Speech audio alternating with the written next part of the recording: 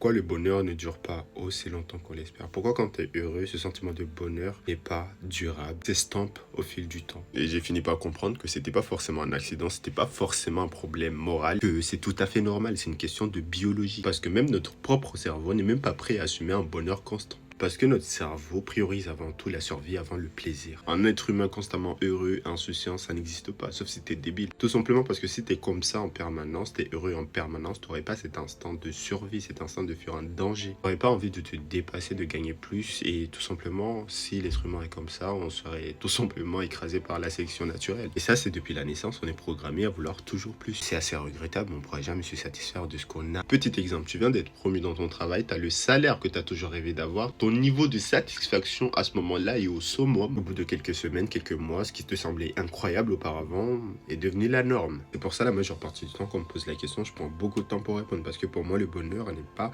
forcément une destination en soi. C'est un état transitoire parce qu'on poursuit sans cesse une quête de bonheur. Et chaque moment de bonheur, de désir est voué à s'effacer pour le suivant. C'est comme un jeu vidéo. Et je vais te dire un truc qui va à peu près choquer, mais l'amour c'est à peu près pareil. Je voulais pas que la vidéo soit longue, mais vu que j'ai annoncé le sujet de l'amour, il faut que je le clôture, sinon on va me tomber dessus. On est sur les réseaux sociaux. Ce que je voulais dire par là, c'est qu'après quelques mois, cette phase de passion, qu'on confond souvent avec l'amour, finit par s'estomper pour laisser en place quelque chose de plus stable. Et c'est à partir de ce moment-là que l'illusion de la fin de l'amour peut surgir. Mais bon, ça c'est un sujet intéressant pour une autre vidéo. Ciao!